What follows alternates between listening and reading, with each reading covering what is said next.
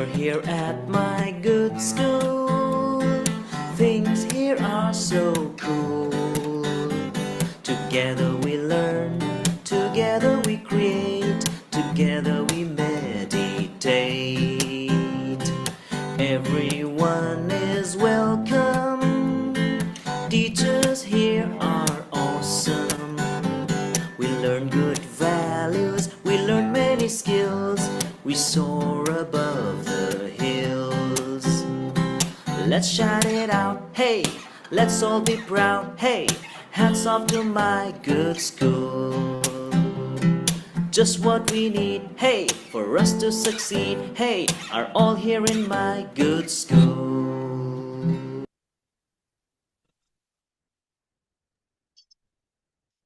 Thank you, Manisha ma'am, for that anthem and for reminding us all about what the Sunday school and the good school is all about.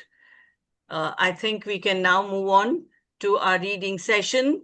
We are reading Gerald Durrell's My Family and Other Animals.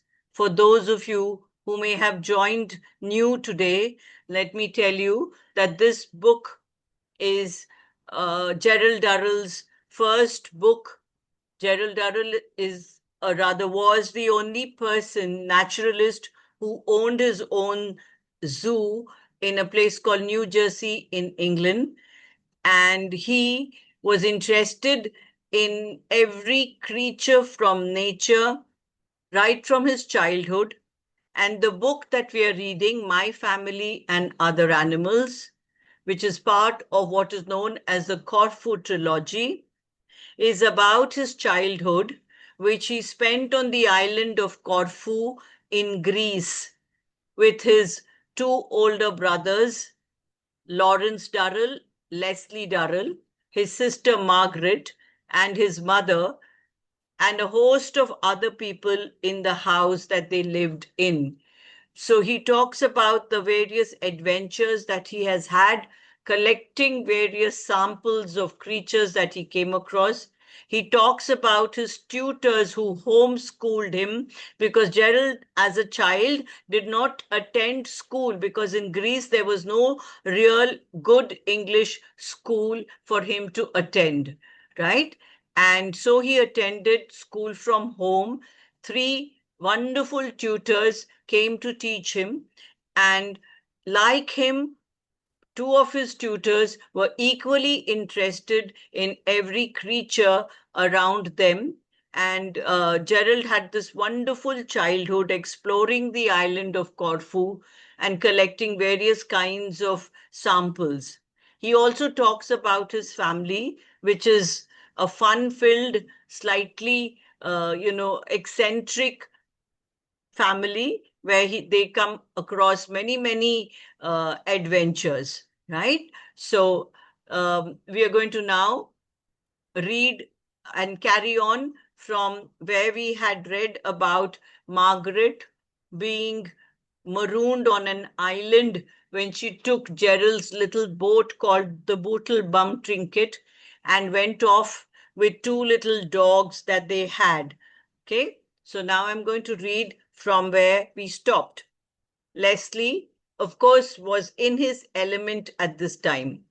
With a band of fellow enthusiasts, he made trips over to the mainland once a fortnight, returning with the great bristly carcass of wild boar, cloaks of blood-stained hares, and huge baskets brimming over with the iridescent carcasses of ducks. Now, carcass means the dead body.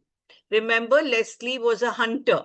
He liked to hunt creatures and he went on hunting expeditions and came back with the bodies of all these beasts and birds that he had hunted. And Gerald says that they were smelling strongly of gun oil and blood, right?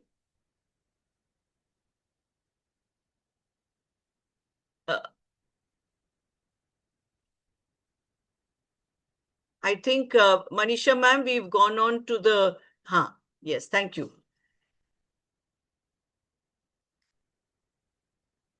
Dirty, unshaven, smelling strongly of gun oil and blood, Leslie would give us the details of the hunt, his eyes gleaming as he strode about the room, demonstrating where and how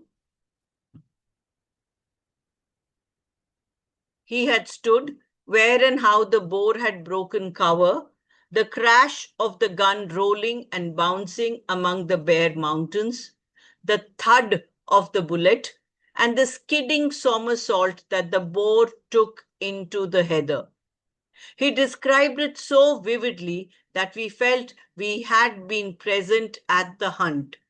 Now he was the boar, testing the wind, shifting uneasily in the cane thicket, glaring under its bristling eyebrows, listening to the sound of the beaters and dogs. Now he was one of the beaters, moving cautiously through waist high undergrowth, looking from side to side, making curious, bubbling cry to drive the game from cover. Manisha, just hang on to this page for a minute. I just want to explain to everybody certain words over here and what is happening in this particular description. So Leslie, Gerald's older brother, who had his guns for hunting and who was very fond of hunting, comes back home with whatever he has hunted. And that is the word, the word game over here refers to whatever he has hunted, right? So he came back and he described, like telling a story, he would get into the descriptions of how he hunted and got these creatures back home. Okay. Yes, ma'am. As the boar broke cover and started down the hill, snorting, he flung the imaginary gun to his shoulder and fired. The gun kicked realistically, and in the corner of the room, the boar somersaulted and rolled to his death. Mother thought little about Leslie's hunting trips until he brought the first wild boar back. Having surveyed the ponderous muscular body and the sharp tusks that lifted the upper lip in a snarl, she gasped faintly. All right. Does anybody know what a boar is? B-O-A-R, boar. You should ask if you do not know something. Certain words I can explain as we are reading. Yes, a wild pig. That's correct, Ariman. All right. So, goodness, I never realized they were so big, she said. I do hope you'll be careful, dear. Nothing to worry about, said Leslie, unless they break cover right at your feet. Then it's a bit of a job, because if you miss, they're on you. Most dangerous, said Mother. I never realized they were so big. You might easily be injured or killed by one of those brutes, dear. No, no, Mother. It's perfectly safe unless they break right under your feet. I don't see why it should be dangerous even then, said Larry. Why not? Asked Leslie. Well, if they charge you and you miss, why not just jump over them? Don't be ridiculous, said Leslie, grinning. The damn things stand about 3 feet at the shoulder, and they're hellish fast. You haven't got time to jump over them. I really don't see why not, said Larry. After all, it would be no more difficult than jumping over a chair. Anyway, if you couldn't jump over them, why not vault over them? Okay, vault is again to cross over them, like we do pole vault, right? Yeah. You do talk nonsense, Larry. You've never seen these things move. It would be impossible to vault or jump. The trouble with you hunting blokes is lack of imagination, said Larry critically. I supply magnificent ideas. All you have to do is to try them out. But no, you condemn them out of hand. Well, you come on the next trip and demonstrate how to do it, suggested Leslie. I don't profess to being a hairy-chested man of action, said Larry austerely. My place is in the realm of ideas, the brain work as it were. So these are the two brothers arguing about each other's work. Lawrence says he dealt with the brain and the intellect because he was a writer, and Leslie was a hunter, more muscular and a man, right? I put my brain at your disposal for the formation of schemes and stratagems, and then you, the muscular ones, carry them out. Yes, well, I am not carrying that one out, said Leslie with conviction. It sounds most foolhardy, said Mother. Don't you do anything silly, dear. And Larry, stop putting dangerous ideas into his head. Larry was always full of ideas about things of which he had no experience. He advised me on the best way to study nature, Margot on clothes, Mother on how to manage the family and pay up her overdraft, and Leslie on shooting. He was perfectly safe, for he knew that none of us could retaliate by telling him the best way to write. Invariably, if any member of the family had a problem, Larry knew the best way to solve it.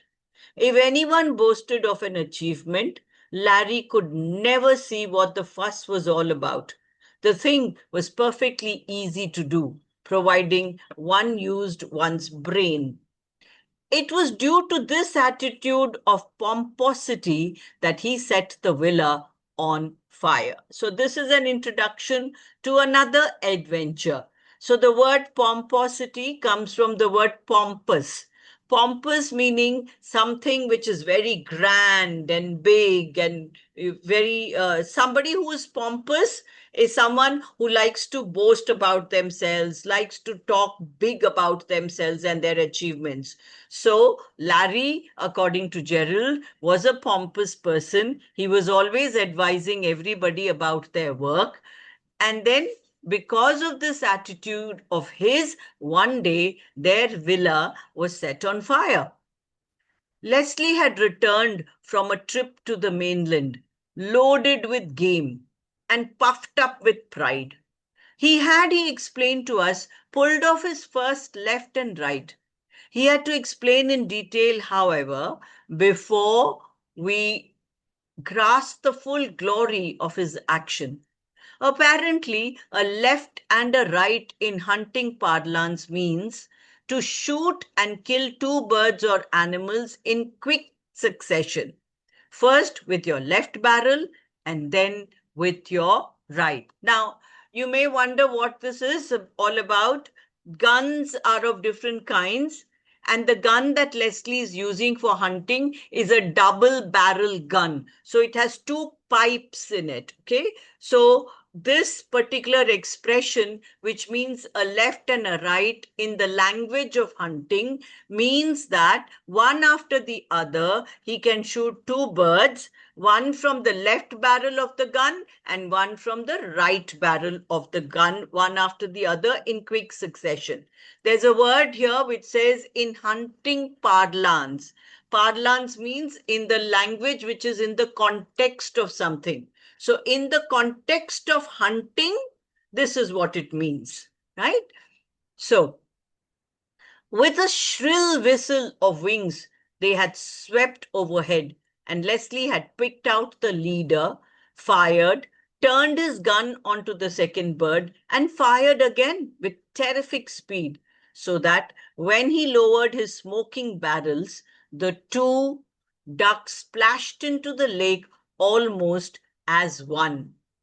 Gathered in the kitchen, the family listened spellbound to his graphic description.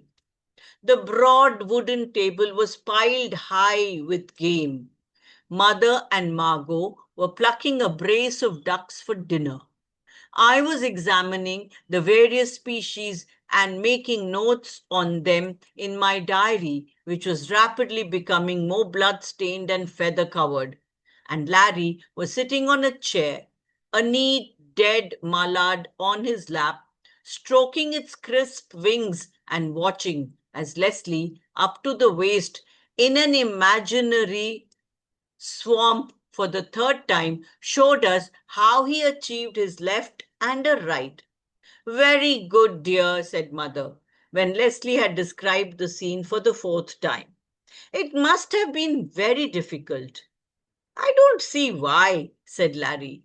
Leslie, who was just about to describe the whole thing over again, broke off and glared at him. Oh, you don't? He asked belligerently. And what do you know about it? You couldn't hit an olive tree at 3 places, let alone a flying bird. My dear fellow, I'm not belittling you, said Larry in a most irritating and unctuous voice. I just don't see why it is considered so difficult to perform what seems to me a simple task.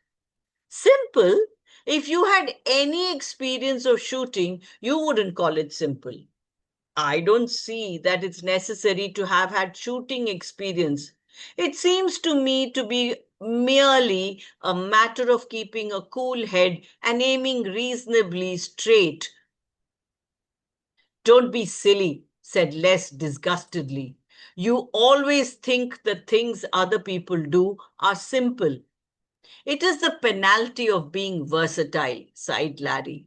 Generally, they turn out to be ridiculously simple when I try them.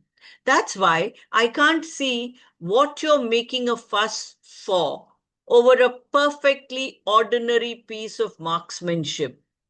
Ridiculously simple when you try them, repeated Leslie incredulously. I've never seen you carry out one of your suggestions yet. A gross slander, said Larry, nettled. Nettled means he was quite irritated. I'm always ready to prove my ideas are right. All right, let's see you pull off a left and a right then. Certainly. You supply the gun and the victims, and I'll show you that it requires no ability whatsoever. It's a question of a mercurial mind that can weigh up the mathematics of the problem. Right, we'll go after Snipe down in the marsh tomorrow. You can get your mercurial mind to work on those. It gives me no pleasure to slaughter birds that have every appearance of being stunted from birth, said Larry. But since my honor is at stake, I suppose they must be sacrificed. If you get one, you'll be lucky, said Leslie with satisfaction. Really, you children do argue about the stupidest things, said Mother philosophically, wiping the feathers off her glasses. I agree with Les, said Margot unexpectedly. Larry's too fond of telling people how to do things and doing nothing himself. It will do him good to be taught a lesson. I think it was jolly clever of Les to kill two birds with one stone, or whatever it is called. Leslie, under the impression that Margot had misunderstood his feat, started on a newer, more detailed recital of the episode. It had rained all night, so early next morning, when we set off to see Larry perform his feat, the ground was moist and squelchy underfoot and smelt as rich and fragrant as plum cake. To honor the occasion, Larry had placed a large turkey feather in his tweed hat, and he looked like a small, portly, and immensely dignified Robin Hood. He, ma'am, he complained vigorously all the way down to the swamp in the valley where the snipe congregated. It was cold. It was extremely slippery. He didn't see why Leslie couldn't take his word for it without this ridiculous farce. His gun was heavy. There probably wouldn't be any game at all, for he couldn't see anything except a mentally defective penguin being out on a day like this. Coldly and relentlessly, we urged him down to the swamp, turning a deaf ear to all his arguments and protests. The swamp was really the level floor of a small valley. some 10 acres of flat land which were cultivated during the spring and summer months. In the winter, it was allowed to run wild, and it became a forest of bamboos and grass, intersected by the brimming irrigation ditches. These ditches that crisscrossed about the swamp made hunting difficult, for most of them were too wide to jump, and you could not wade them, since they consisted of about 6 feet of liquid mud and 4 feet of dirty water. They were spanned here and there by narrow plank bridges, most of which were rickety and decayed, but which were the only means of getting about the swamp. Your time during a hunt was divided between looking for game and looking for the next bridge. We had hardly crossed the first little bridge when three snipe purred up from under our feet and zoomed away, swinging from side to side as they flew. Larry flung the gun to his shoulder and pulled the triggers excitedly. The hammers fell, but there was no sound. It would be an idea to load it, said Leslie with a certain quiet triumph. Triumph is victory. I thought you'd done that, said Larry bitterly. You're acting as the blasted gun bearer. After all, I have got that pair if it hadn't been for your inefficiency. He loaded the gun and we moved slowly on through the bamboos. Ahead, we could hear a pair of magpies cackling fiercely whenever we moved. Larry muttered threats and curses on them for warning the game. They kept flying ahead of us, cackling loudly until Larry was thoroughly exasperated. He stopped at the head of a tiny bridge that sagged over a wide expanse of placid water. Can't we do something about those birds? He inquired heatedly. They'll scare everything for miles. Not a snipe, said Leslie. The snipes stick close until you almost walk on them. It seems quite futile to continue, said Larry. We might as well send a brass band ahead of us. He tucked the gun under his arm and stamped irritably onto the bridge. It was then that the accident occurred. He was in the middle of the groaning, shuddering plank when two snipe, which had been lying concealed in the long grass at the other end of the bridge, rocketed out of the grass and shot skywards. Larry, forgetting his excitement, his rather peculiar situation, shipped the gun to his shoulder and, balancing precariously on the swaying bridge, fired both barrels. The gun roared and kicked. The snipe flew away undamaged, and Larry, with a yell of fright, fell backwards into the irrigation ditch. Hold the gun above your head! Hold it above your head! Roared Leslie. Don't stand up or you will sink, screeched Margot. Sit still. But Larry, spread-eagled on his back, had only one idea, and that was to get out as quickly as possible.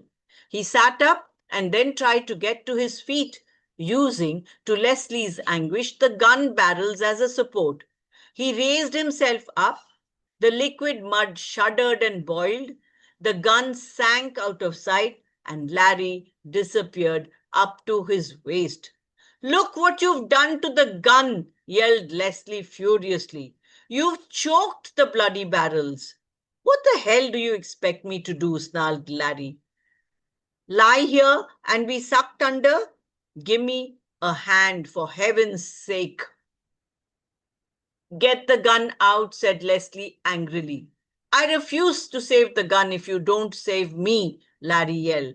Damn it, I'm not a seal. Get me out. If you give me the end of the gun, I can pull you out, you idiot, shouted Leslie. I can't reach you otherwise. Larry groped wildly under the surface for the gun. and sank several inches before he retrieved it, clotted with black and evil-smelling mud. Dear God, just look at it, moaned Leslie, wiping the mud off it with his handkerchief. Just look at it. Will you stop carrying on over that beastly weapon and get me out of here? Asked Larry vitriolically. Or do you want me to sink beneath the mud like a sort of sportsman's Shelley? Leslie handed him the ends of the barrels, and we all heaved mightily. It seemed to make no impression whatsoever, except that when we stopped exhausted, Larry sank a little deeper. The idea is to rescue me, he pointed out, panting, not deliver the coup de grace. Oh, stop yapping and try to heave yourself out, said Leslie. What do you think I've been doing? For heaven's sake, I've ruptured myself in 3 places as it is. At last, after much effort, there came a prolonged belch from the mud, and Larry shot to the surface and we hauled him up the bank. He stood there, covered with black and stinking slush, looking like a chocolate statue that had come in contact with a blast furnace. He appeared to be melting as we approached. Are you all right? Asked Margot. Larry glared at her. I'm fine, he said sarcastically. Simply fine. Never enjoyed myself more. Apart from a slight touch of pneumonia, a ricked back, and the fact that one of my shoes lies full fathoms 5, I'm having a wonderful time. As he limped homewards, he poured scorn and wrath on our heads. And by the time we reached home, he was convinced that the whole thing had been a plot. As he entered the house, leaving a trail like a ploughed field, Mother uttered a gasp of horror. What have you been doing, dear? She asked. Doing? What do you think I've been doing?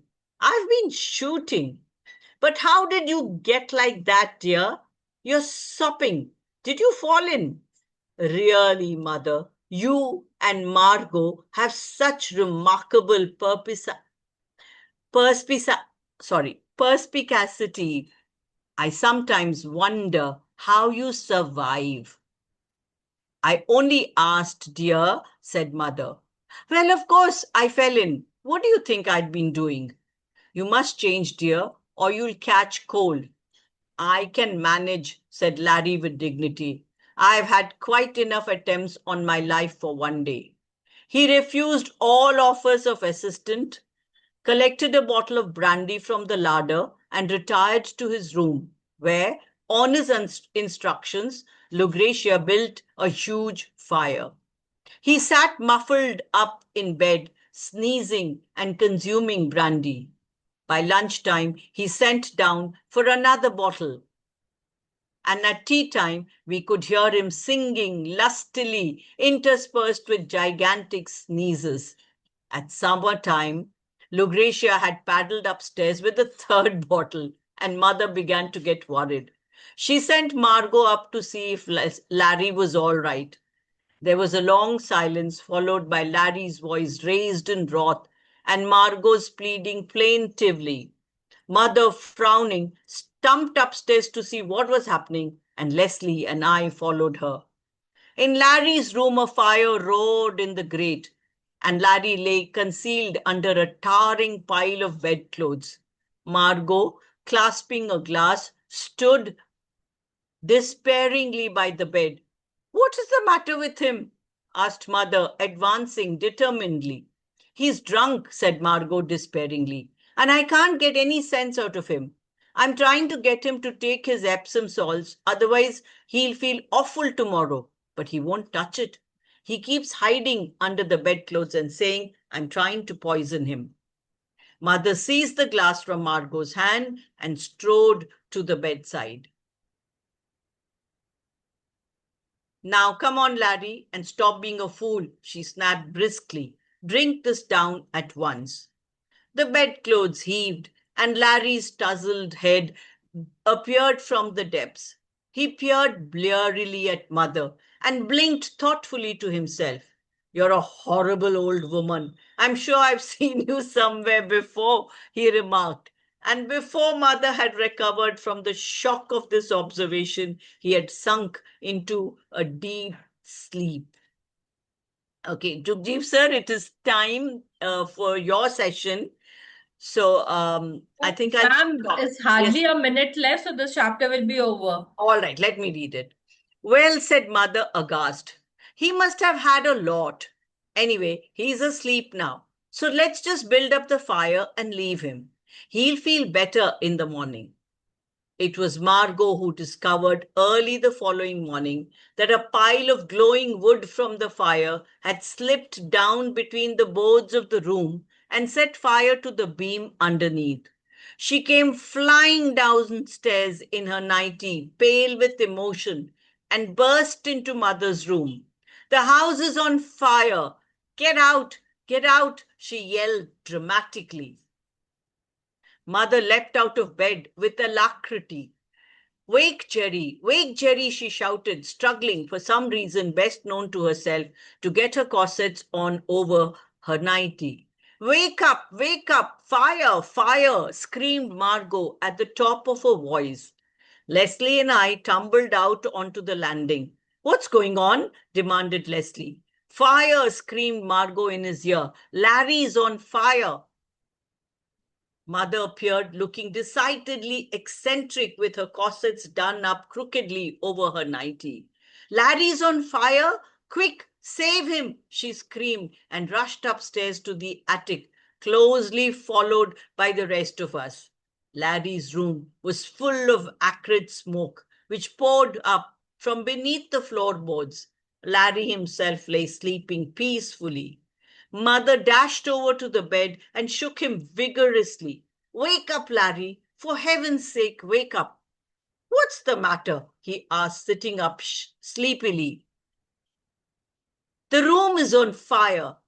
I'm not surprised, he said, lying down again. Ask Les to put it out. Pour something on it, shouted Les. Get something to pour on it. Margot, acting on these instructions, seized a half-empty brandy bottle and scattered the contents over a wide area of the floor. The flames leapt up and crackled merrily. You fool, not brandy, yelled Leslie. Water, get some water. But Margot, overcome at her contribution to the Holocaust, burst into tears. Les, muttering wrathfully, hauled the bedclothes off the recumbent Larry and used them to smother the flames. Larry sat up indignantly. What the hell's going on? He demanded. The room is on fire, dear. Well, I don't see why I should freeze to death. Why tear all the bedclothes off? Really, the fuss you all make. It's quite simple to put out a fire. Oh, shut up, snapped Leslie, jumping up and down on the bedclothes.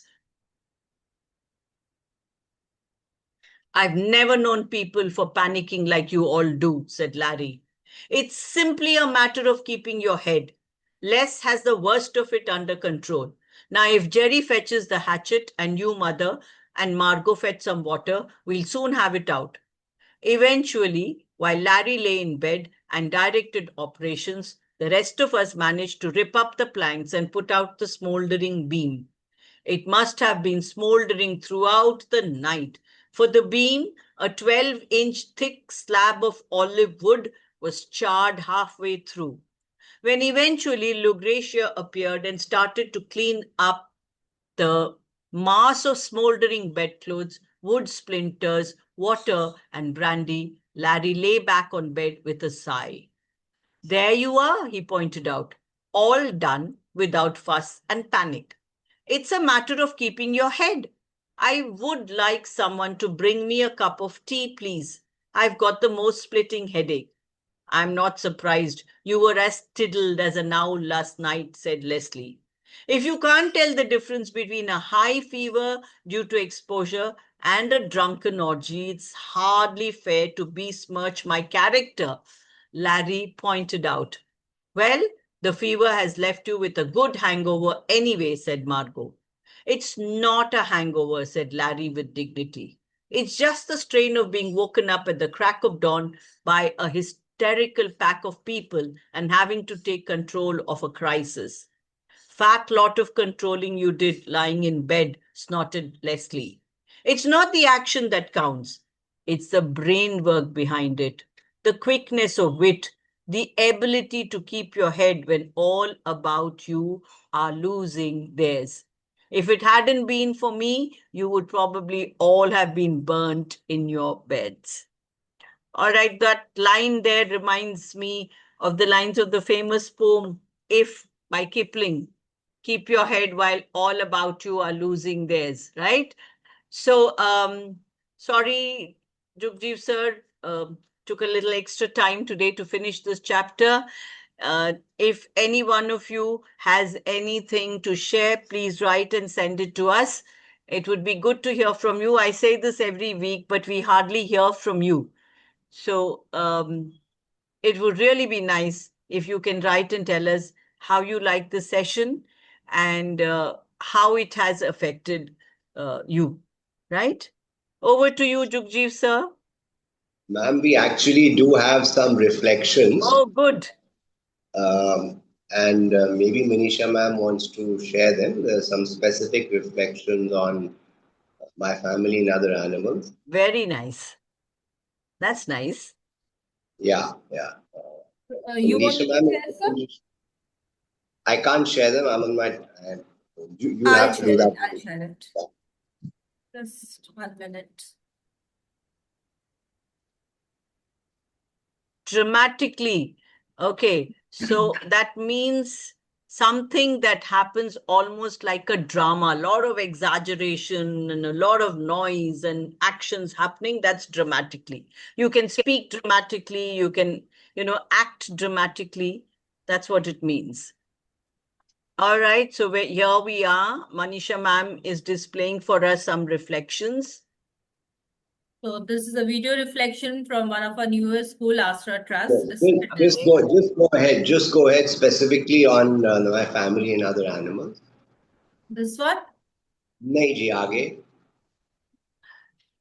Pneumonia is very nice fun. The way they sickness. made the book, and I'll just go. It's very go आगे. We So, are give good me a minute, at please. my good school. This one? No, there's Just the go next below. one. My family and other Yeah. animals. So this is very This is the nicely one. done. Yeah. Just the way the way it's been put and actually. So nicely illustrated, beautifully done. Yeah. Yeah. Very nice. This is by students of which school? Varuna. One of the sunbeams. Okay, one of the sunbeams. How nice. This is Varuna. Yeah, which Sunbeam Varuna. sunbeam Varuna. Yeah. Varuna. All right. Okay, great. So this is one student has done it. Right. We have And another then Abhiraj Singh. And this is by a few students together. Mohammad Wahid. Yeah. Right. 5 students have done. One of them is Mohammad Wahid, Right. Shaurya Yadav, Araf Saraf, Farhan, and Aniket. So Yeah. thank you so much, Varuna School, for sharing this with me. It's actually very beautiful and nicely compiled. It's like collage to us and it's good. Nice it is.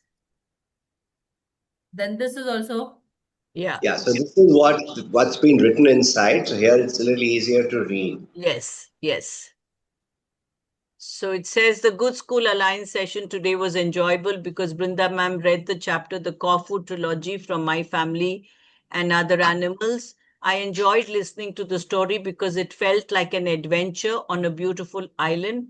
I learned that curiosity helps us discover new things and that nature can teach us many valuable lessons. It was a wonderful experience and I'm excited to read more stories like this. Just a little correction, Aniket. Aniket, the chapter is not called Corfu Trilogy.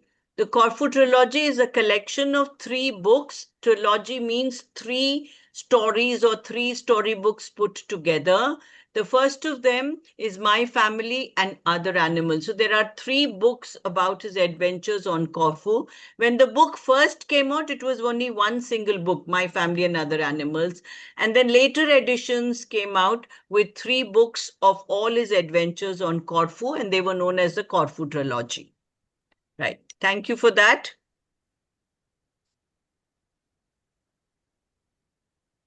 Are we reading another one, ma'am, or should we do that? Whatever you say, ma'am, like I just want to show these are a couple of write-ups or reflections which I have received. And here another, this is from one of the teachers, Sangeeta Sigma. Right. She's like academic head of 6 to 8.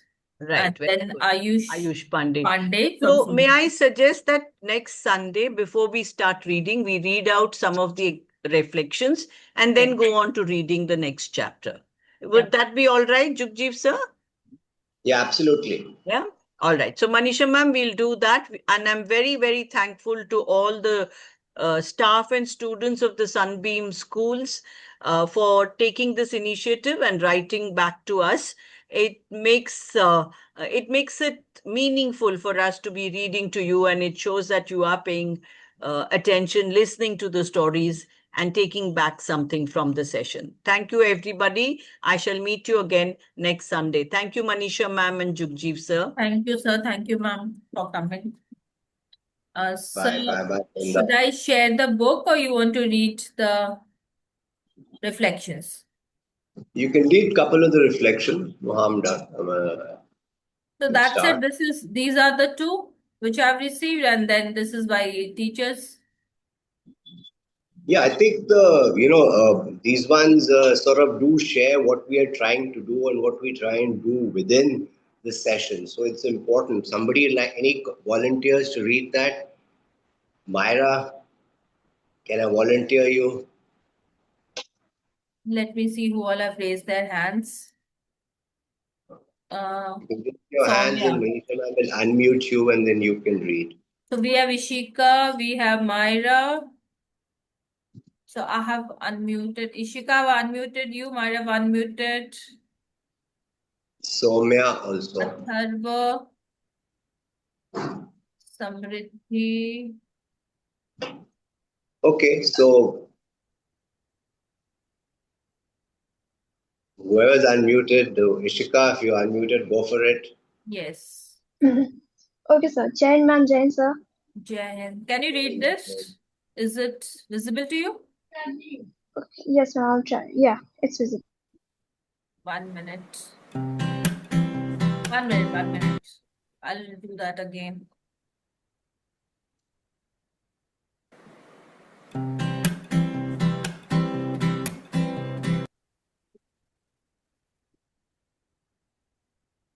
Yeah. Yes, Please. Amita ma'am, that's the power of the way Brinda ma'am reads, right? It makes things come alive. So she's just amazing. Yes, go sir. ahead. Yes, sir. Thank you, ma'am. Thank you, Brinda, ma'am. Who was reading this reflection? Ishika. Yeah, you may. Soumya, you may read this. Okay. So, good morning and Jai Hind, ma'am. Jai Hind. Reading My Family and Other Animals was an enjoyable experience. The book taught me to love and respect nature and animals. I learned that every animal is unique and plays an important role in our environment. The author's adventure with his family and different animals made me smile and inspired me to observe nature more carefully. This book also showed me that spending time with family and caring for living creatures brings happiness. I enjoyed reading it and learned the importance of kindness, curiosity, and protecting wildlife. Abhiraj Singh, 8F, Sunbeam Hostel, Varuna. Very nice. So, from this school, is there Sunbeam Varuna? Do we have more students from this school? Or somebody who has already written this? Aniket, Araf, Mohammed Wahid. Are you present?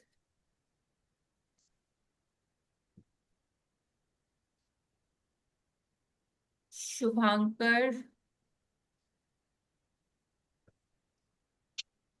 Aniket is there. Can I read? So you may please read this. Can I read?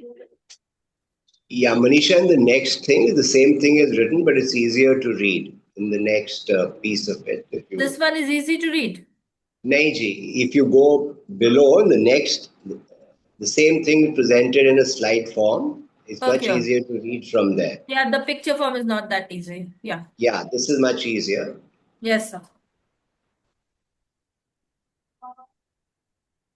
Ma'am read this, so I'll move to the next one. Yeah, this one, Aniket. Am I read? Yeah, please. The good school alliance session today was enjoyable because Brinda answered the chapter of trilogy from my family and other animals. I enjoyed listening to the story because it said like an adventure on a beautiful island. I learned that curiosity helps us discover new things and that the nature can teach us many valuable lessons. It was a wonderful learning experience and I am excited to read stories like this and the future shows haven't seen. Thank you. Somebody else wants to read?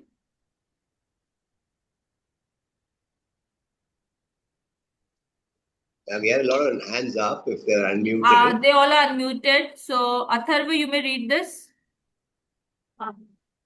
During the school alliance session, I listened to ma'am read my family and other animals.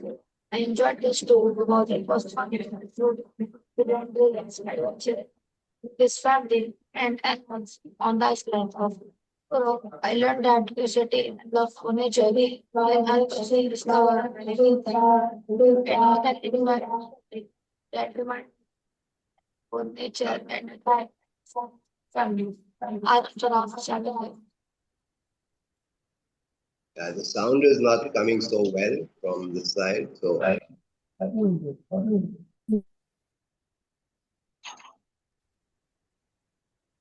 Next. Shaurya, are you here? Shaurya Yadav.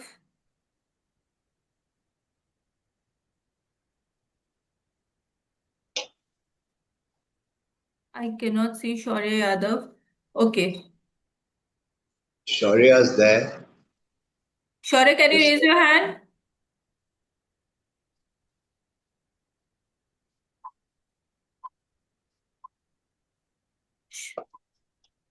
Shaurya, can you raise your hand, please?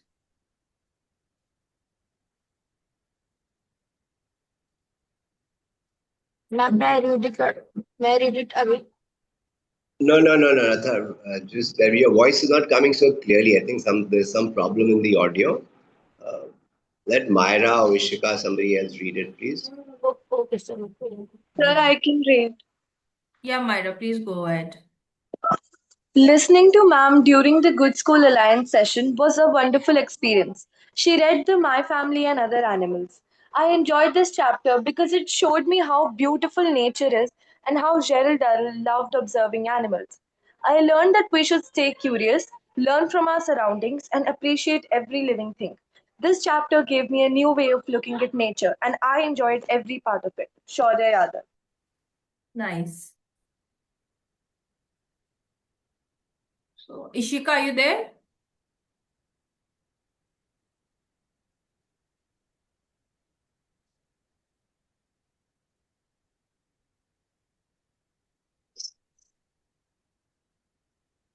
There's some other folks who are saying they want to read, but you'll have to raise your hand so Manisha ma'am can unmute you.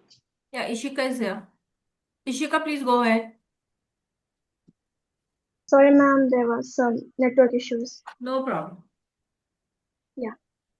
Okay. I really enjoyed today's Go School Alliance session, where Brinda ma'am read from My Family and Other Animals. The reading showed the importance of family and the special bond between people and animals.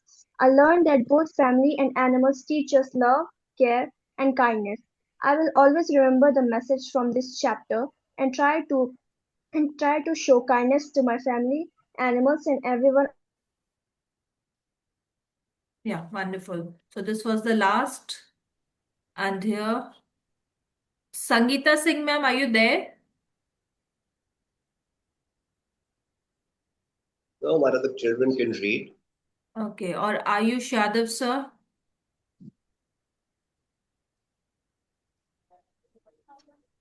Hmm. Sangeeta ma'am, would you like to read?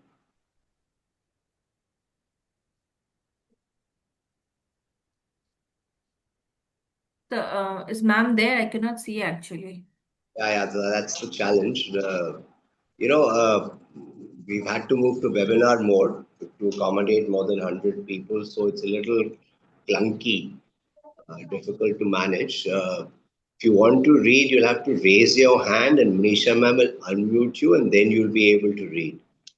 So you keep putting it in the chat, but we want you to read, but you'll have to Yeah. put up your hand so you can be unmuted, and then you can read.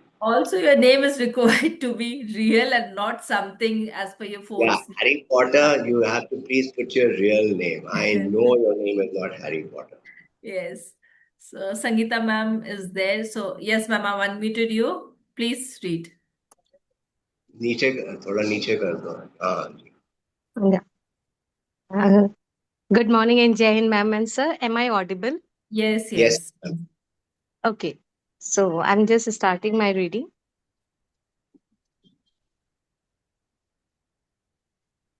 The story reading session conducted by Jugdev sir and Brinda ma'am was a truly enriching learning experience. Though the selected excerpts from My Family and Other Animal and What You Are Looking For is in the library, I realized that reading is much more than decoding words. It is about observing, imagining, questioning, and connecting with life. What inspired me most was the way the mentors encouraged us to pause, visualize the scenes, appreciate the beauty of language, and reflect on the emotions and values embedded within the text.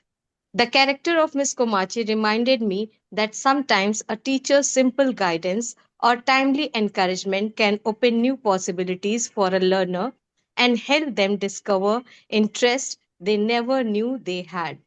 This session strengthened my belief that reading should not be limited in completing a chapter or preparing for an assessment. As teacher, we should create opportunities for students to experience stories, think deeply, express their ideas confidently, and develop empathy through literature. It also reminded that every book has the potential to shape and not only language skills but also character and perspective. Overall, the session inspired me to make reading joyful, reflective, and meaningful experience in my classroom where every student feels encouraged to explore, imagine, and grow. thank you ma'am that really summarized really well what we are trying to do and there are a lot of teachers here I know, especially from Jodhawal, and thank you for joining. So I just thought it was a good thing, good if you listen to what Sangeeta ma'am's thoughts on this were, and I know your thoughts would be similar. But it's always good to be reminded of the atmosphere that teachers trying to create in the classroom. So Kritika thank you for that, Sangeeta Kritika ma'am. नीचे जा रही हो मेरे bag में से book ले आना ना मेरी हाँ elephant chaser Soumya, you're unmuted. Please Thank mute you, it. sir. Thank you, sir. Okay, last one, Manisha, and then let's get to the reading. Somebody who's unmuted and who wants to read. Soumya was unmuted for sure. Soumya, Very you want to read quickly. this? Ma'am I am audible Sir, आपने पढ़ Yes, लिया है, yes. not you again. Just wait. We'll give somebody else a chance. Soumya, you may read. I attended today's My Good School webinar and found it to be truly enriching experience. The book reading session by Miss Brinda Ghosh from My Family and Other Animals was engaging and thought provoking. Her narration brought the text to life and highlighted the joy of reading. The subsequent reading sessions by Mr. Jugjeev Singh and Mrs. Manisha Khanna were equally insightful and encouraged us to reflect on the value of literature in our daily lives. The webinar reinforced the importance of reading, sharing ideas, and building meaningful relationships. Overall, it was a well conducted and inspiring session. I sincerely thank you for providing us with this valuable opportunity to learn and grow. So rest Thank of it is from the previous week. So this last week is done. So it is 2 weeks back. Right. So, Praduman, अगर आपने ये सुना था, this is why you should be reading, okay, and why you should be coming to the Sunday class. The idea behind it was very well explained by these two blogs. So I hope कि आपने सुना. And next Sunday, promise you can read, but you'll have to raise your hand, and so that Manisha ma'am can unmute you, and then you will be able to read. Okay. So what? Good morning, Jai Hind, everybody. What we are reading is What You're Looking For is in the Library by Michiko Aoyama. She's actually a journalist, and this book is 22 published in 22, so it has very contemporary language. And the story, let me give you a little bit of a background before we actually start reading. So this chapter is about Hiroya. Hiroya is, not employed, not in training, nor in a job. He's 30 years old. He's living with his mother. It's not that he doesn't want to work, but somehow things have not worked out for him. And it seems to me that he's waiting for things to be served to him on a platter rather than going out and doing anything much about it. But it's not that he doesn't want to. So he's not happy with his situation, but that's what it is. And they're living in a part of Tokyo, and there is a community center there, and there's a library there. And so he ends up in the library and having a dialogue with the librarian, Sayuri Komachi, and she recommends a book for him to read. This book is fairly heavy, so he has to read it in the library only, and she keeps it aside for him. And in the last Sunday, we read that their school had this concept of, when you were passing out of school, everybody wrote on a piece of paper what they would be doing when they were 30 years old. And it was all put away in what they called a time capsule, which is basically a dabba, a tin box, and buried. And so now that ceremony is happening where they are opening this box, and he's very, he doesn't want anybody else to hear or see what he has written. So he's very anxious that he gets to the school and gets hold of his paper as soon as possible. And he has just met somebody over there who he's been a little bit in touch with, Setaro. Setaro wants to basically become a writer, but he's working in the waterworks company, but also has a desire of becoming a writer. Okay, so let's start reading from here. Finally, my name is called. I take the piece of paper from Sugimura and immediately shove it straight into my jacket pocket. Task accomplished. I don't even want to look at it. At last, I can relax. Setaro's turn is next. He opens his piece of paper delicately. Ooh, famous writer, are we? Nishia sticks his beak over Setaro's shoulder to look. The words, I will become a writer, are written neatly in the center of the sheet. You always used to send stuff off to magazines, didn't you, Setaro? So did you write her novel yet? Nishia asks. Yes, I did, Setaro replies without hesitation. Ah, when was it published? Sidekick butts in to say, what? You published a book? I haven't been published yet, but I still write. Sitaro smiles timidly.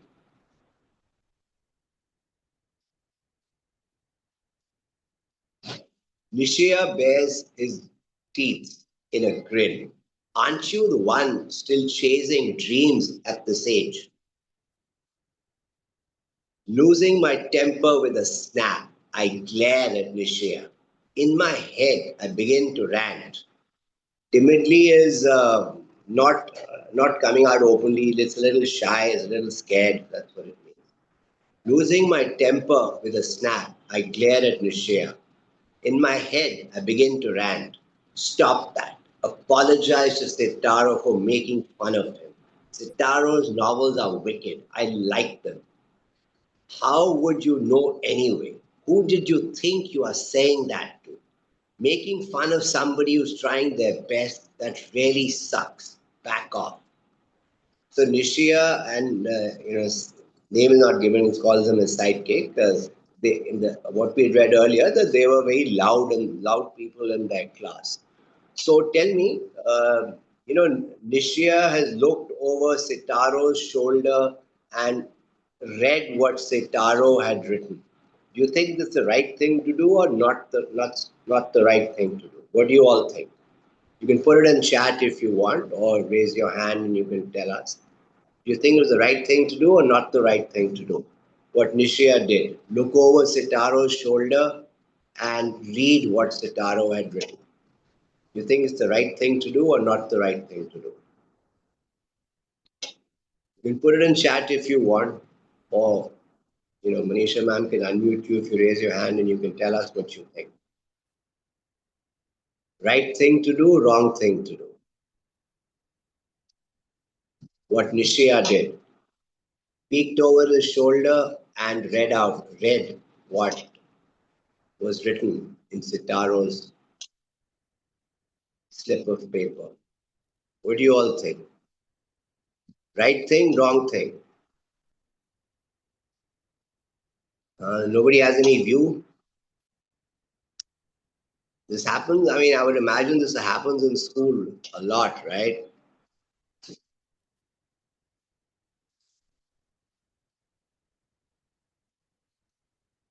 What do you all think? Right thing, wrong thing?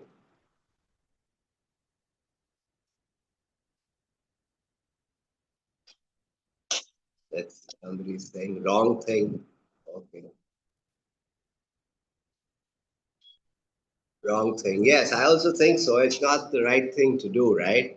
So somebody's asking name of the chapter. In this book, there's no name of chapter. There's chapter 4. And the chapter says, the beginning chapter says, Hiroya, 30 NEET, not in employment, education, or training. That's how it starts.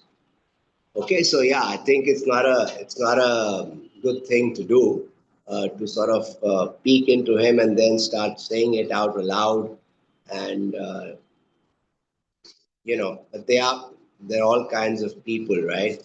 And what is the best way when somebody do this to you? How do you react to that? How do you deal with this?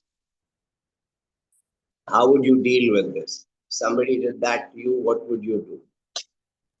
Yes, now most of you are saying it's not the right thing to do. He's invading his personal space and also making fun of him. Yes, the fun of him part is separate subject, but first is this point of invading his privacy. So if somebody does that to you, what will you do? How would you deal with it? What is a good way of dealing with it?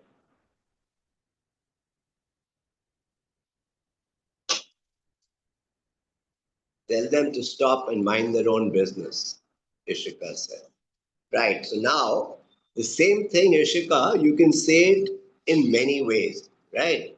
Many times what happens is that now see what's going on in Hiroya's mind, right? He's angry, right? He says. And so if he's angry and he says the same thing in an angry manner, then the situation, the other person will also get provoked. So yeah, it's fair enough, I think, to tell them to stop and mind their own business. But how you say it ends up mattering a lot. Yeah, and somebody says you can ignore it as well. And I mean, that also works, right? I mean, you can ignore it up to a point. Yeah. Try and confront in a polite way that invading someone's personal space is not fun. Yeah, tell them to stop, tell them to leave. Yeah. So, I mean, yeah, so you can tell them to stop certainly, but in a polite way so that it doesn't. Once that ends up happening is that many times people end up focusing more on how you say something rather than what you say. Right? So you have to be careful that the message is not lost because you said it in an angry way. Okay. So the second part is that you already referred to it. Somebody is making fun of you. How do you deal with it? Right? Somebody is making fun of you. How do you deal with it? Right? Probably the same way, right? Tell them you don't like it. Tell them it's not fun, whatever, in a nice manner. So it's the same way that you would deal with it, right? Nishya and Sidekick pay my silently dirty looks no heed. They move onto a group of three girls nearby and start joshing with them. Right, yes, all you are. I agree with all of you what you're saying. Word joshing. Have you anybody if you heard the word joshing? I hadn't. Right? So I think maybe it's like a Gen Z or whatever it's called now word, right? Joshing. Anybody heard the word joshing? Are you familiar with that word? Joshing? I hadn't heard it before. Yeah, so joshing basically means, just friendly talk, joking around. That's what joshing means. Sitaro let me read a novel of his once when we were at school. He came up quietly during recess, which is break, one day as I was drawing and looked at what I had done. That's fantastic, he said. I think he really might have been impressed. Then he showed me his notebook and asked, would you mind reading my novel? To tell the truth, I can't remember what it was about, but I do remember I was massively impressed. I'm leaving, I say, and walk off. Sitaro comes after me. Wait, let's go together. You had enough? What about the party? Sitaro shakes his head and replies, I'm not going there either.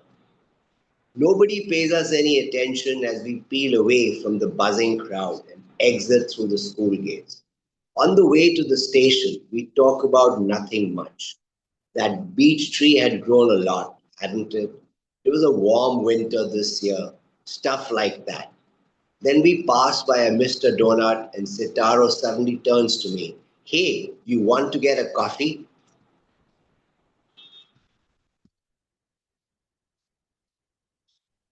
He's got this embarrassed smile on his face that makes me blush with embarrassment too. We both look the other way as we nod and awkwardly go inside. We order drinks and find a table. Right? So why do you think they've got embarrassment? They're a little embarrassed and they're doing this awkwardly. Why do you think this is happening? What's the reason? What's the reason? Why is there this distance between them? And why are they embarrassed? And why are they feeling awkward about going out and having a coffee together? Why do you think? Why do you think this is happening? Just think of it yourself. Sometimes you're in a similar position. Why would something like this happen? If you know.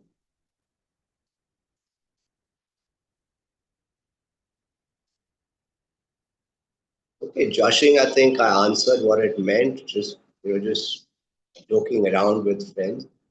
Crackled is, if you think of it, if you can think of walking on a dry leaf and the sound that comes, that's a crackling sound. First time.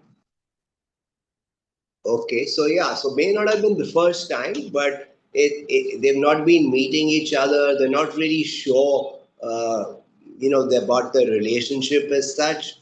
And there is some common ground, but they don't know whether the other person wants to spend time with them or not. So that's why they're feeling a little awkward in this. You were really good at drawing, Hiroya. Didn't you go out to design school? Sitaro asks as he sits down opposite me. Yeah, I reply after a beat, but it didn't work out. My drawings weren't what people wanted. Even at design school, I was always told they were too bizarre or niche. What?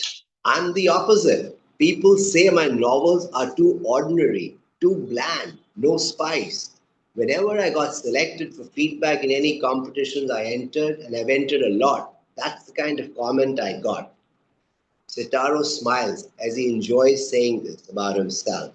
He takes a sip of his latte. But you keep on writing anyway, don't you? That's great. Yeah, I focus on my writing in the evening and at the weekends. Weekdays I have to work.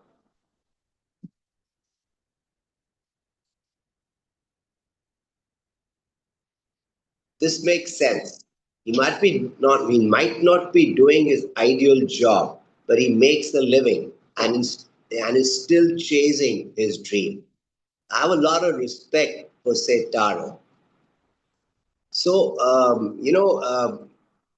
in the some of the earlier stories that we've been reading, there was the story of Rio, right? And Rio kept dreaming about opening an antique shop, and he was working as an accountant in a company. And he kept dreaming, and he kept thinking to himself, "This is not possible," until he realized eventually that he could try and do both things, right? And that's what Setaro is doing, right? His passion is writing, but he has to take care of his family. The writing is not for himself, as the case may be, and the writing is not taking care of that, but that's his passion. So he's doing his job and pursuing his passion at the same time.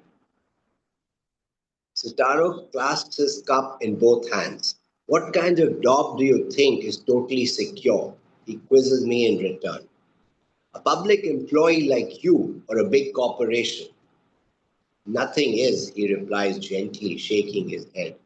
Not a single job, if I could name, is absolutely secure. Everybody just does their best to hang in there, trying to balance it all.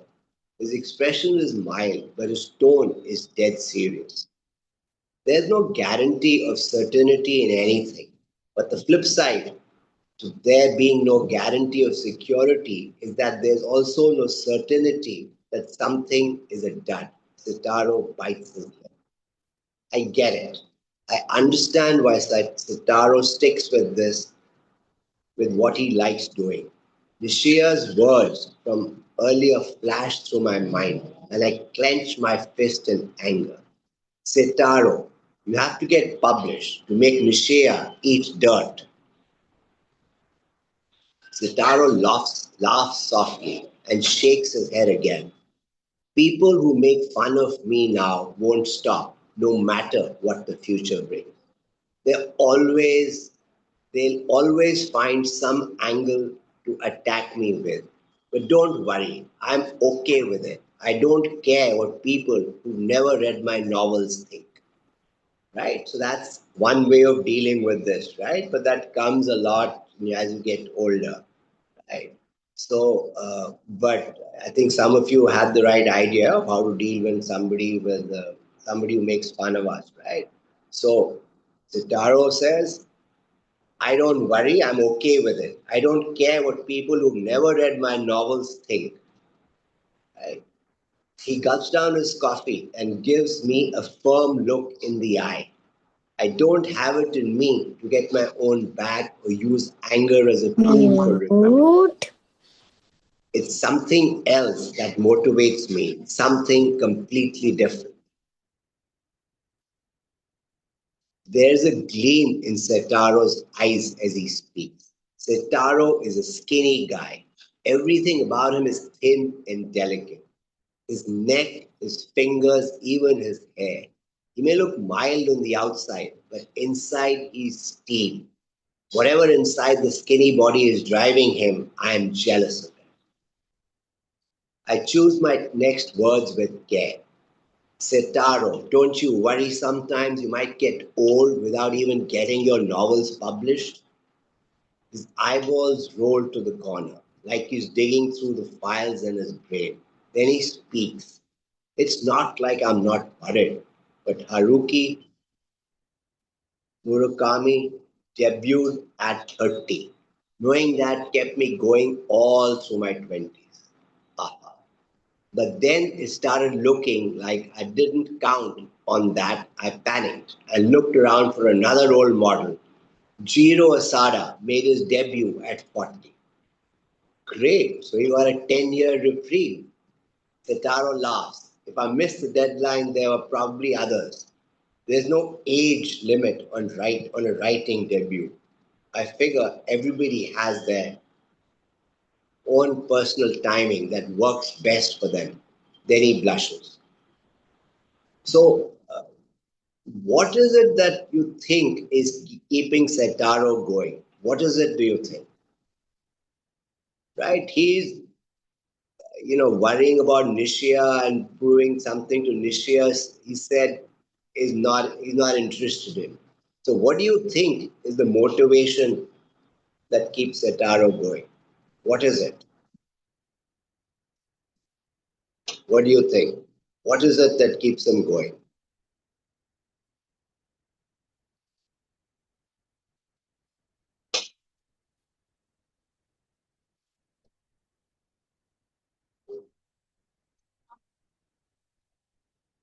Latte is a type of coffee.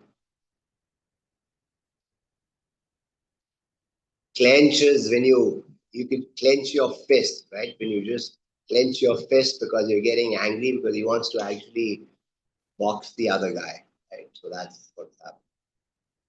Okay, maybe he's just too connected with his passion of writing, he doesn't want to let go of it. Absolutely, he's confident. That's the other point, right? He's confident of his writing, he knows himself, so he's very confident of what he's doing, right? And so, what others are saying is not mattering to him. He's just focused on his own goal. He's not worried about anybody else. He's focused on what he wants to do, right? So that's certainly a very critical lesson you can learn from him, right? There is somebody called Angela Duckworth, and Angela Duckworth has done a lot of research on what makes people successful, and she's done it in schools and colleges, in the military, in companies with salespeople, so across the board. And her finding is that the key thing that makes people successful is what she calls grit, perseverance, lage raho. So that's what Setaro is also doing, of just keeping at it. When Setaro asked me to exchange line IDs with him, I installed the line messaging app on my smartphone for the first time. The next day, I head over to Community House Library as Miss Komachi suggested. It's quiet, mostly empty apart from one or two elderly people. When I arrive, Miss Komachi pulls out Evolution, a visual record, and puts it on the counter without a word. It has an out on loan label wrapped around it, held in place with a rubber band. I guess this means I can come and look at it whenever I want. I lift the book off the counter with a nod and take it over to the reading table. Myra, do you want to read? Myra, do you want to read? Okay, while we wait for that. Yeah, okay, go for it. When I open, that's where you have to start When from. I when I open it and turn to the introduction, Darwin Wallace and the birth of a theory, I do a double take. It's about natural selection and how the theory was born. I learned a bit about this at school. Creatures that adapt to their environment survive, while those that cannot adapt become extinct. That's basically the idea. One sentence really depressed me though. Favorable variations would tend to be preserved and unfavorable ones to be destroyed.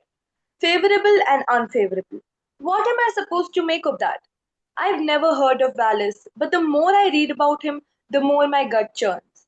My eyes move closer and closer to the page. When people hear the phrase theory of evolution, they usually think of Darwin, the same Charles Darwin who wrote On the Origin of Species. But I was learning that someone else discovered it too, a man called Alfred Russel Wallace, also a natural historian and 14 years younger than Darwin.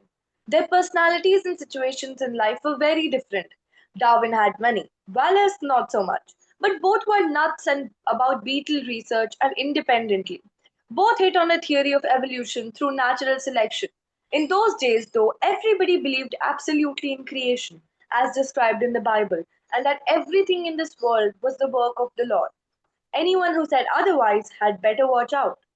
That's why Just Darwin stop was there, man. scared of. Just, Yeah. just stop there. Right. So, we've just read something which I'm sure you've read or you've come across or you've been taught this theory of natural selection and Darwin's theory of evolution, right? Anybody want to sort of, you've come across it? Are you familiar with it? You want to tell us what it is? We just read about it though. Anybody? So, may I? Yes, please. Sir, so I haven't really studied much about it in school, but from what I know, so basically what it is that throughout the years, basically the weaker species are killed because they can't like adapt, and the stronger species are allowed to like reproduce and take their generation forward. Yes, you've got that summary. It's a reasonable summary. So what happens is that the stronger ones survive, and their genes get passed on, and the species start become stronger and stronger because of that, right? And that's the theory of natural selection, right? And that's how who have we evolved from? Who have humans evolved from?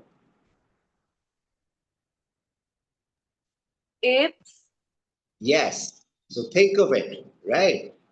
And this has taken millions of years, right? Millions of years. How old is Earth? How old is Earth?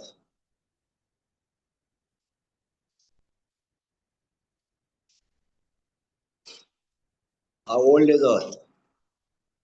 Take a guess. 4.5 billion. Yes, that's good. So if you're Googling it, that is quite good. Otherwise, if you know it, fantastic. Yes, about 4.5, 4.6 billion years old. Think about it. How many zeros in a billion? How many zeros in a billion?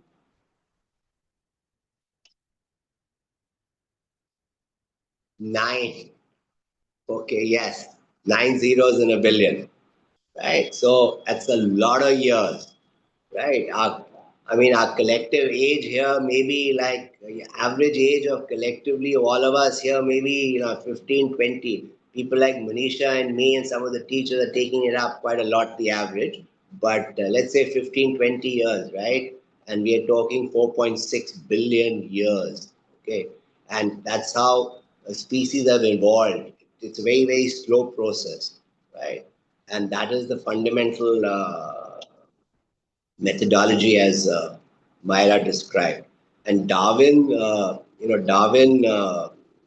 published his book, and that's how it became known to the world. But what Hiroya is reading is that Wallace had also come up with the theory, and actually Wallace describes himself as a friend of Darwin's.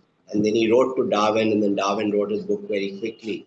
And there was an expression used that I think what gut wrenching or something like that. He felt his gut churn, right? Because he was reading about Wallace, and now we go.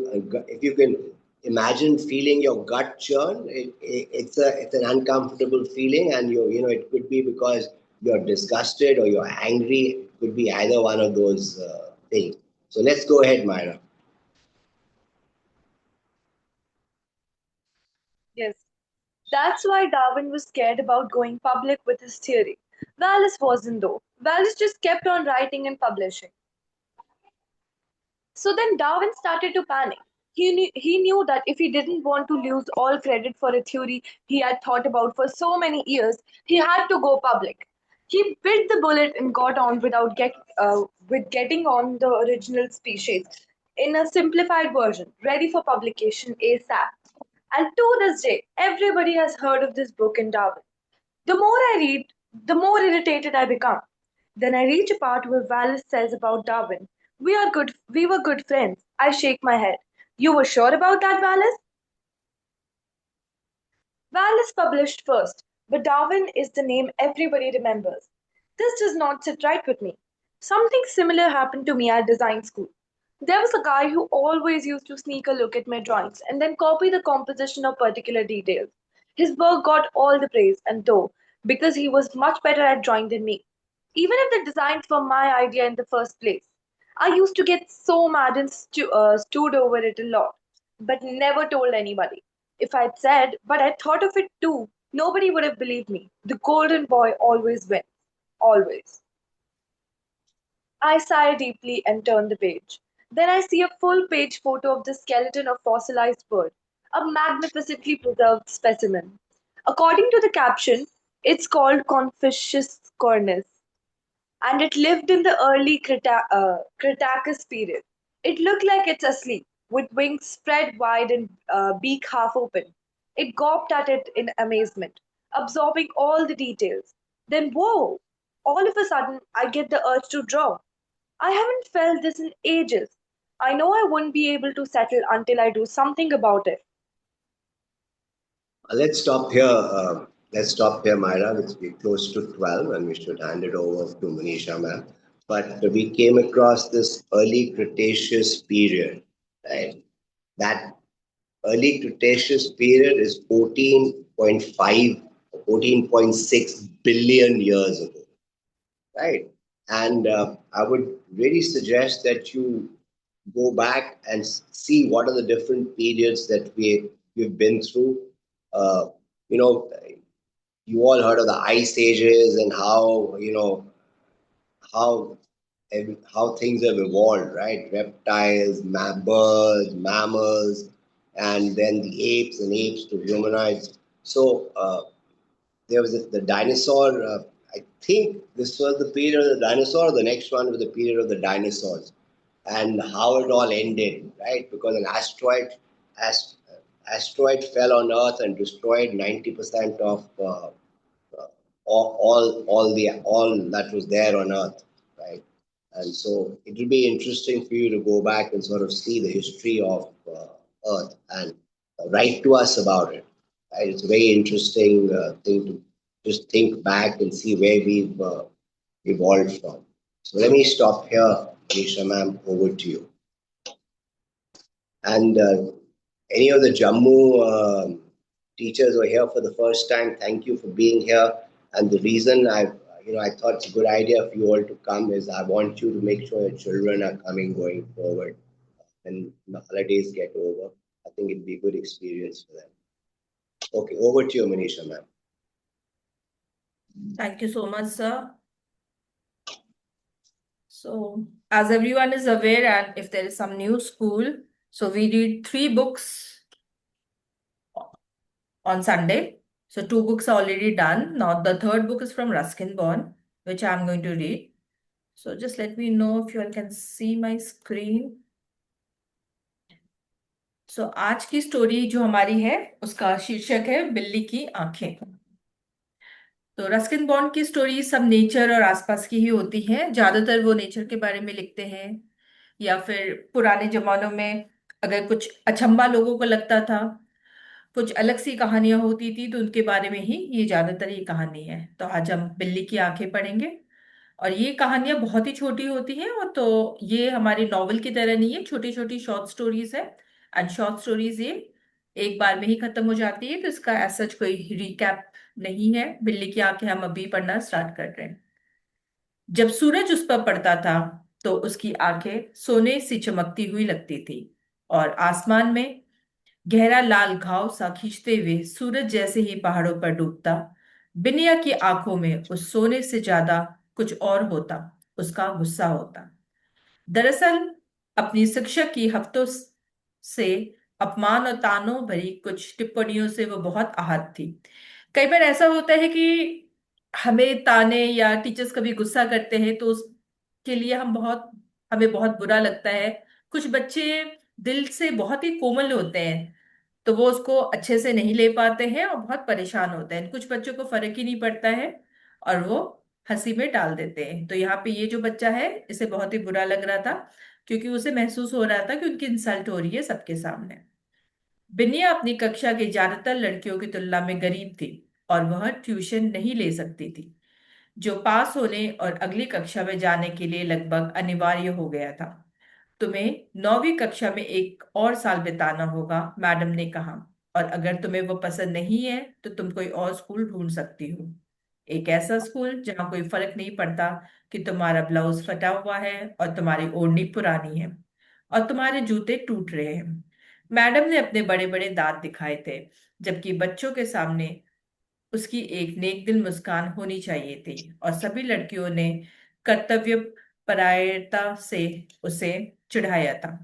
लड़कियों के लिए madam की निजी अकादमी में चाटुकारिता पाठ्यक्रम का हिस्सा बन गई थी। घिरते अंधेरे में घर लौटते समय बिनिया की 2 सहेलियां उसके साथ थी। उषा ने कहा, वह गंदी है, वह अपने सिवा किसी की परवाह नहीं करती।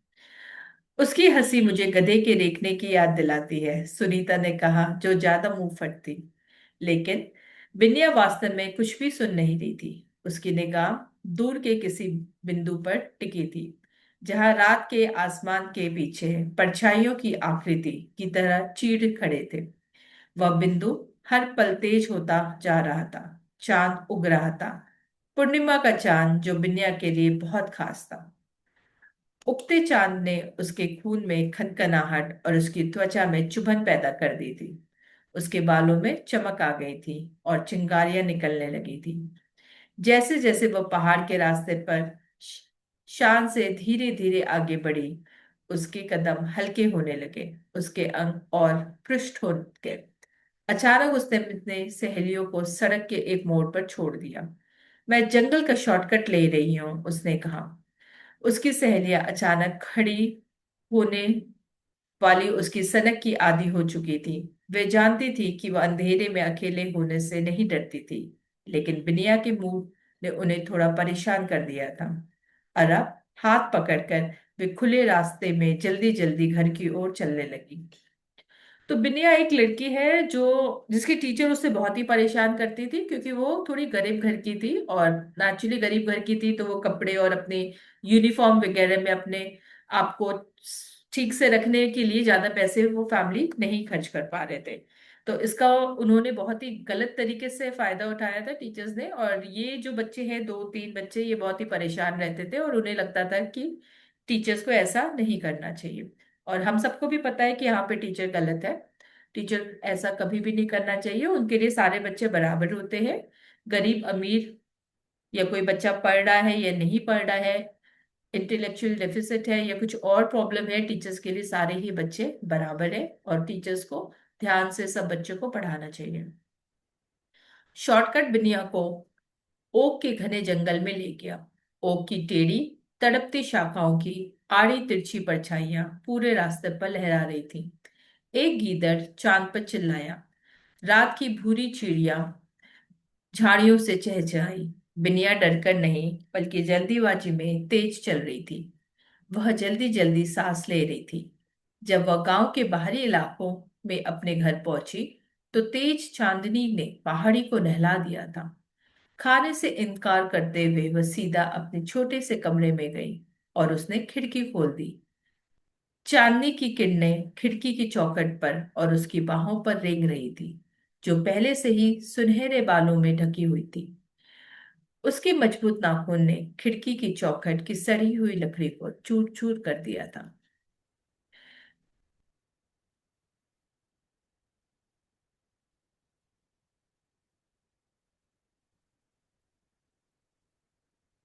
Just 1 minute. खून से खनखनाहट और उसकी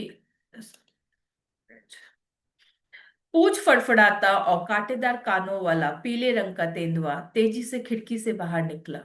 उसने घर के पीछे खुले मैदान को पार किया और परछाइयों में समा गया। थोड़ी देर बाद वह चुपचाप जंगल के बीच से गुजरा। हालांकि टिन की छत वाले शहर पर चांद चमक रहा था, लेकिन तेंदुआ जानता था कि परछाइयां कहाँ गहरी है और उनके बीच में वह आगे बढ़ता गया। उसकी एकमात्र आवाज धीमे से सांस ले रही थी, जिसके परिणाम स्वरूप हल्की सी कर्कश खांसी होती थी। मैडम एक लेडीज क्लब में खाना खाकर लौट रही थी। उसे किटन क्लब कहा जाता था, जिसकी सदस्यता महिलाओं को अपने पति के क्लब के सदस्य होने की बदौलत मिलती थी। गली में अब भी कुछ लोग थे। मैडम पर किसी का ध्यान नहीं था, इसलिए किसी ने भी उस शिकारी को नहीं सुना देखा या सुना, जो एक गली से बरबस निकल आया था और शिक्षक के घर की सीढ़ियों तक पहुंच गया था। वह वहां चुपचाप बैठा रहा, एक आज्ञाकारी स्कूल छात्र के पूरे धैर्य के साथ इंतजार करता रहा। जब मैडम ने अपने घर की सीढ़ियों पर तेंदुए को देखा, तो उनके हाथ में से उनका हैंडबैग गिर गया। उसने चीखने के लिए अपना मुंह खोला, लेकिन उसकी आवाज नहीं निकली। न ही उसकी जुबान फिर कभी इस्तेमाल करने के लिए बची, न ही चिकन बिरयानी का स्वाद लेने के लिए, और न ही अपने विद्यार्थियों को डांटने फटकारने के लिए, क्योंकि तेंदुए ने उनके गले पर वार करते हुए उनकी गर्दन तोड़ दी थी और उन्हें झाड़ियों में खींच लिया था। सुबह जब उषा और सुनीता स्कूल के लिए निकली, तो हमेशा की तरह बिनिया के झोपड़े पर रुकी और उसे पुकारने लगी। बुनिया धूप में बैठी अपने लंबे बालों में कंघी कर रही थी। क्या तुम आज स्कूल नहीं जा रही हो बिन्या? लड़कियों ने पूछा। नहीं, मैं आज जाने की जहमत नहीं उठाऊंगी, बिन्या ने कहा। उसे आलस महसूस हो रहा था, लेकिन वह एक संतुष्ट बिल्ली की तरह खुश थी। मैडम खुश नहीं होंगी, उषा ने कहा। क्या तुम उनसे ये कह दे कि तुम बीमार हो? इसकी जरूरत नहीं पड़ेगी, बिन्या ने रहस्यमय मुस्कान के साथ कहा। मुझे यकीन है कि आज स्कूल की छुट्टी हो जाएगी। तो यहाँ पे ये कहानी खत्म होती है। तो ये कहानी हमें एक सीख देती है कि बुरे का हमेशा बुरा ही होता है। वो कुछ दिनों में हो सकता है, आगे भी हो सकता है, कुछ सालों में हो सकता है, या कुछ महीनों में हो सकता है। टाइम की कोई प्रॉब्लम नहीं होती है यहाँ पे। लेकिन अगर आप किसी के लिए बुरा सोचते हैं, किसी के लिए आप बुरा बोलते हैं, या आपके दिल में प्यार मोहब्बत या एम्पैथी नहीं है, तो कभी ना कभी आप वो प्रॉब्लम में आप आ ही जाते हैं और उसमें गुजरना ही पड़ता है। यहाँ पे टीचर बच्चों के साथ एम्पैथी नहीं रखती थी, उनको ठीक से नहीं पढ़ा रही थी, और वो ज्यादातर कोशिश करती थी कि बच्चे उनके ट्यूशन सेंटर्स में आए। तो कहीं ना कहीं जो आपका तेंदुआ है उन्हें लास्ट में मार के चला जाता है। एंड वो लड़की चूंकि छोटी थी, परेशान भी हो रही थी टीचर के व्यक्तित्व और उनके बिहेवियर के कारण, लेकिन लास्ट में टीचर की मौत हो जाती है तेंदुओं के साथ। तो जुगजीत साहब क्या कहना चाहेंगे? well, आपने सही बताया, but it's I am just surprise कि ये तो बहुत पुरानी लिखी हुई कहानी है। तो उस समय भी ये ट्यूशन और ये सब, उस समय भी ये चक्कर था क्या? I mean I am just surprise. Um, हो सकता है बहुत पुरानी नहीं हो कहानी, ये बिल्कुल अभी के जमानों की हो। और हाँ, मे बी। गांव में भी स्कूल होते ही हैं, तो जैसे मसबटा भी हमारा एक स्कूल था, वहां भी लोग कहते थे हाथी और एलिफेंट्स आ जाते हैं। तो हो सकता है वैसी किसी जगह की कोई कहानी हो। Correct, correct, correct. हाँ, नहीं, मेरा आपने सीख तो बेसिकली वही है। हम अब सब जानते हैं, लॉ ऑफ कर्मा जानते हैं। एब्सोल्युटली। संगीता मैम, आपकी क्या विचार है इस मामले में?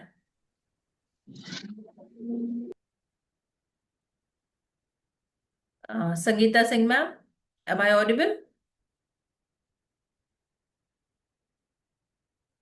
कोई स्टूडेंट कुछ कहना चाहेगा? यू ऑल कैन मैसेज और रेज योर हैंड। इस कहानी से हमने क्या सीखा? Karma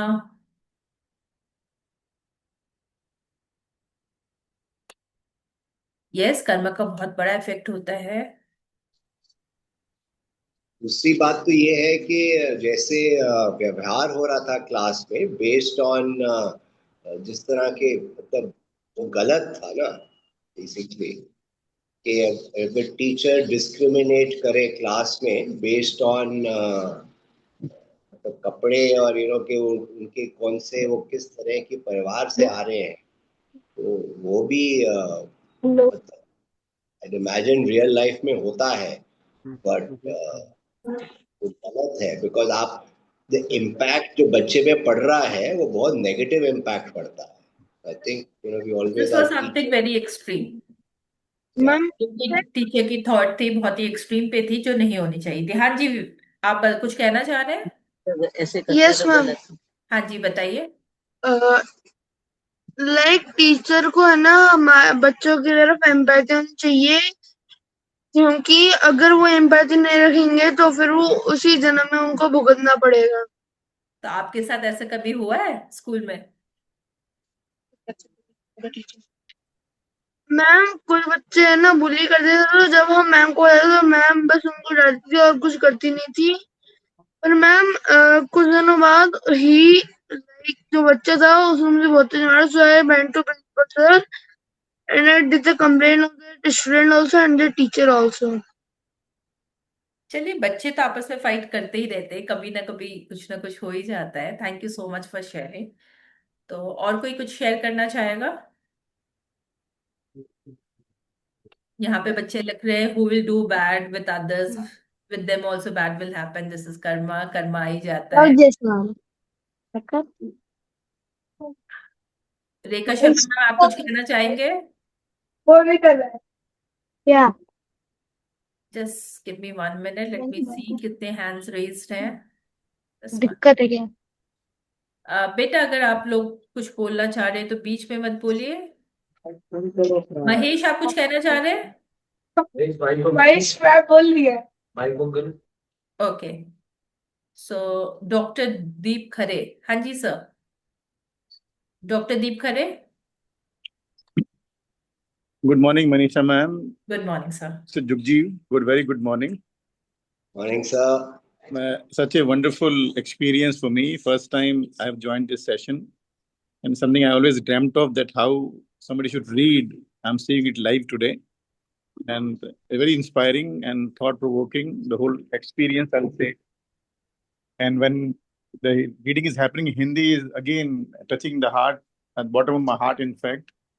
And on the context of the story, I would like to tell all the children who are present here, that is one of the rare stories, dear children. Teachers are always mostly very, very good. So always have faith in the people. At times, we are not able to understand their intentions.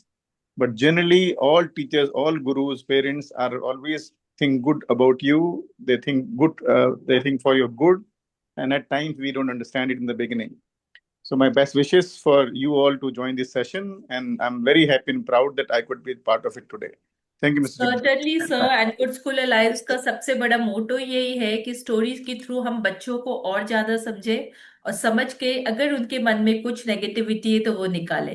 तो ये चूंकि Absolutely. Ruskin bond की story है, तो I can not say anything because is a big and good writer. Yes, no doubt. But what you have said, I second you. I absolutely understand, being a teacher myself also. सब Yes. Teacher बच्चों का भला ही चाहते हैं, and they actually जहाँ पे एक step चलना होता है, वो 10 स्टेप आगे बढ़ के इवन घर से भी अपना सामान ला के बच्चों को हेल्प करते हैं। बुक्स में हो, स्टेशनरीज में हो, या फिर यूनिफॉर्म में हो, हर तरीके से टीचर्स कोशिश करते हैं तो बच्चों की। एंड आजकल के बच्चे ब्लेस्ड है, उन्होंने उतनी प्रॉब्लम्स नहीं झेली है जो कुछ एक साल पहले। अभी जैसे जुगजीत सर को भी आश्चर्य हो रहा था कि आज के जो मतलब ये बहुत पुरानी कहानियों में ट्यूशन कहाँ से आ गया। बट अगेन, कुछ स्टोरीज को हम चैलेंज नहीं कर सकते, हम कहानी को कहानी के हिसाब से पढ़ते हैं और उस संदर्भ में हम अपने डिस्कशन को आगे बढ़ाते हैं, रिफ्लेक्ट करते हैं कि क्या हो सकता था इस कहानी में आगे, एंड बच्चों को भी समझाते हैं कि बेटा, अगर कहीं गलत हो रहा है तो 1% गलत है, 99% दुनिया बहुत ही अच्छी है। तो दुनिया से अच्छाई लीजिए और आगे बढ़िए। Thank you so much sir. Thank you very much. And कोई और कुछ शेयर करना चाहेगा? Manisha ma'am, Dr. Khare is the director at Jodamal Public School. Good to have sir here. Yep. Rekha Sharma ma'am, आपने हाथ उठाया, आप कुछ कहना चाहेंगे? Jai Hind, ma'am. Jai Hind, sir. जय Hind sir. Okay. And thank you so much, ma'am and sir, that whenever you conducted the session and I have attended, I learned lots of things from there in each and every section. And ma'am, from this story, when you read that, I have goosebumps, like in the last of that leopard and all. And yeah, ma'am, it's good thing. Like we have to be empathetic in our life, and we try to find out the good things, good vibes in all the conversation or whatever the things are there. We always try to find the good vibe. So this is my opinion, ma'am. Thank you so much ma'am for sharing.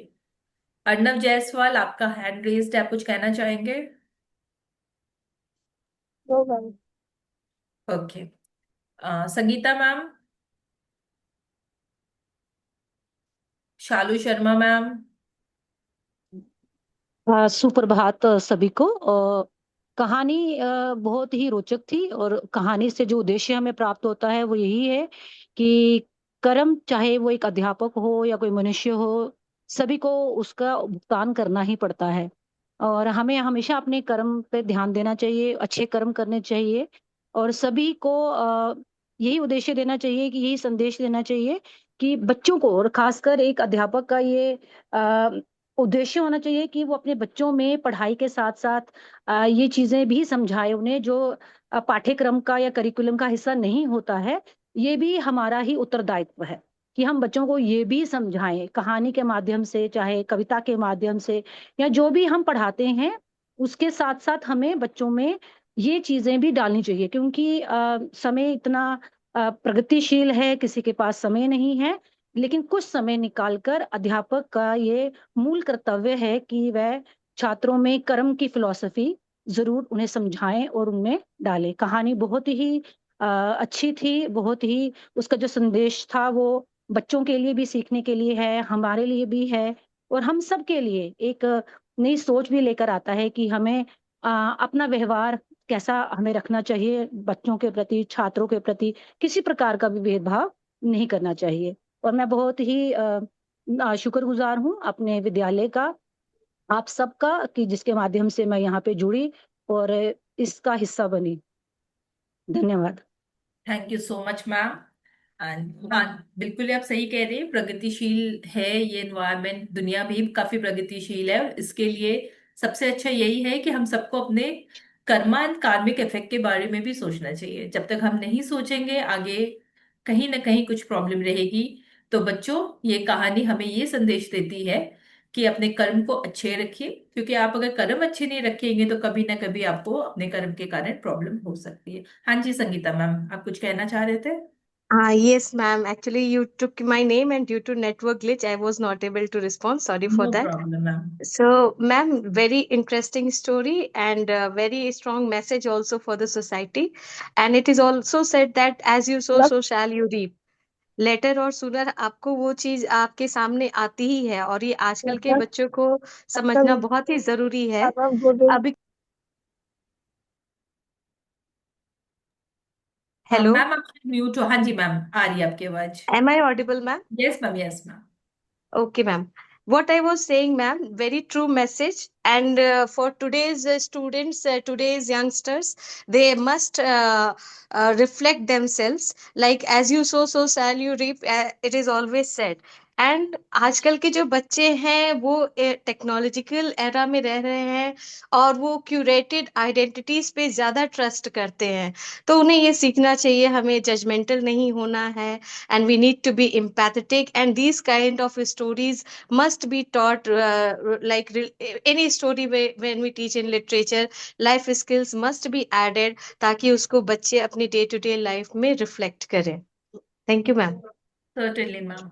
So taken the point, life skills. Yes, life skills होनी चाहिए. मेरे ख्याल से ज्यादातर school करा भी रहे life skills के साथ वैल्यू एजुकेशन भी, क्योंकि कुछ चीजें ऐसी है कि हम डायरेक्टली नहीं पढ़ा सकते, बट अपने बिहेवियर, अपने बोलचाल में और आगे की चीजों में एक साथ हम करके दिखा सकते हैं, बिकॉज टीचर्स सबसे अच्छे रोल मॉडल है।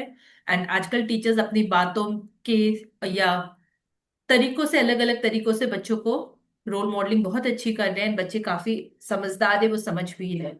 Over to Jugjit sir. Thank you, ma'am. I think somebody had asked in chat, what is the cliche? So what you reap what you sow is an example of a cliche. जब मैं छोटा था तब ये सब कहावतें होती थी. So that's what you overuse. So that's what is called a cliche. आपने कर्म की बात की. Actually कर्म तो सोच से शुरू होता है. So आपको अगर basically सोच बदलनी है, so कर्म तो बाद में आता है, उसकी जड़ सोच है, तो सोच से शुरू करना है. That's the only point I wanted to make. Certainly. तो आज हम लोग सब इस कहानी से सीखते हैं कि हम अपनी सोच को बदलेंगे, अपने नजरिए को बदलेंगे और दुनिया को और आगे लेके जाएंगे, सबके साथ एम्पैथाइज रहेंगे, और जो हम चाहते हैं दुनिया हमारे साथ करे, वही बिहेवियर, वही व्यवहार हम दूसरों के साथ भी करेंगे. With this, I bring this session to an end. Thank you so much, everyone, for joining.